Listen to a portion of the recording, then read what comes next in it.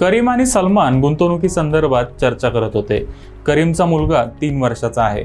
करीमच्या home लोनचा EMI चालू होता, त्यामुळे अजूनपर्यंत त्याने मुलाच्या शिक्षणासाठी काहीच गुंतवणूक चालू केली नाहीये। मात्र आता त्याने जॉब स्विच केलाय। त्याच्या पगारात दर महिन्याला 20,000 रुपयाची वाढ होणार आहे। या वाढलेल्या पगारातून मुलाच्या शिक्षणासाठी गुंतवणूक चालू करण्याचा त्याचा विचार आहे। सलमान, मी महिन्याला 20,000 रुपयाची गुंतवणूक केली तर मुलाच्या शिक्षण आणि लग्नासाठी किती पैसे जमा होतील असं करीम विचारतो। तू कुठे गुंतवणूक करणार आहेस त्यावर तुझा रिटर्न अवलंबून आहे असं सलमान त्याला सांगतो। आपल्यापैकी अनेक लोक मुलांच्या शिक्षणासाठी गुंतवणूक चालू करतात, मात्र ती गुंतवणूक पुरेशी आहे का आणि लक्ष्य साध्य करण्यासाठी किती रिटर्न मिळाला पाहिजे याचं उत्तर अनेक गुंतवणूकदारांकडे नसतं। चला तर मग या प्रश्नाचं उत्तर जाणून घेऊया। करीमने कुठे गुंतवणूक करावी ते जाणून घेण्याआधी आपण त्याच्या मुलाच्या शिक्षणासाठी किती रक्कम आवश्यक आहे ते आधी जाणून घेऊया। मुलाच्या 12वी पर्यंतचा खर्च करीम त्याच्या पगारातून सहज करू शकतो, मात्र उच्च शिक्षणासाठी त्याला तरतूद करावी लागेल। सध्याच्या काळात मुलांना चांगलं शिक्षण द्यायचं असेल तर 3 किंवा 4 वर्षाच्या कोर्ससाठी किमान 10 लाख रुपये लागतात। शिक्षणासाठी आपण खर्च करत नाही तर ती सर्वात मोठी गुंतवणूक असते।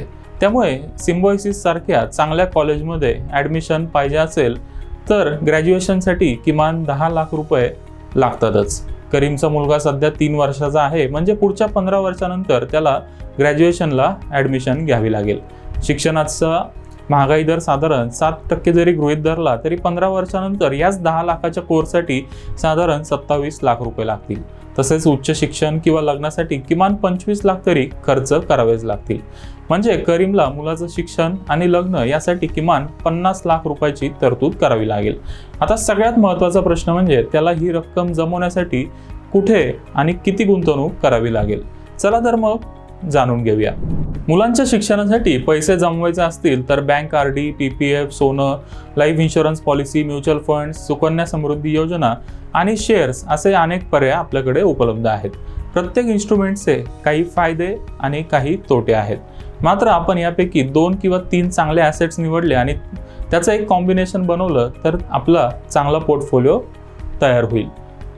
करीमने इक्विटी फंड्स आणि गोल्ड बॉन्डमध्ये प्रत्येकी 5-5 हजार रुपयाची गुंतवणूक करावी असा आमचा सल्ला आहे।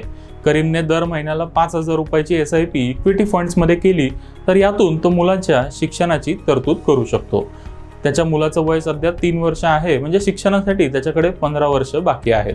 त्यामुळे करीमने पुढच्या 15 वर्षासाठी इक्विटी फंडमध्ये दर महिन्याला 5,000 रुपयाची गुंतवणूक केली आणि त्यावर त्याला वार्षिक 12% रिटर्न मिळाला तर मुलाच्या 18व्या वर्षी त्याला म्युच्युअल फंड्समधून 23,82,000 रुपये मिळतील। याचबरोबर मुलाच्या लग्नासाठी त्याच्याकडे आणखी 22 वर्षाचा कालावधी आहे। पुढचे 22 वर्ष करीम गोल्ड बॉन्डमध्ये गुंतवणूक करू शकतो। या गुंतवणुकीवर 2.5% व्याज आणि 10% सोन्याच्या किमतीतली वाढ असा एकूण 12% रिटर्न मिळू शकतो। यामुळे 22 वर्ष प्रति महिना 5,000 रुपयाची गुंतवणूक करून करीमला तब्बल 59,10,000 रुपये मिळतील। SIP मधून 23,82,000 आणि गोल्ड बॉन्डमधून 59,10,000 असे त्याला एकूण 82,92,000 रुपये मिळतील। तुम्ही देखील मुलांच्या शिक्षण आणि लग्नासाठी गुंतवणूक चालू करण्याचा विचार करत असाल तर म्युच्युअल फंड्स आणि गोल्ड बॉन्डच्या या कॉम्बोमध्ये गुंतवणूक करा।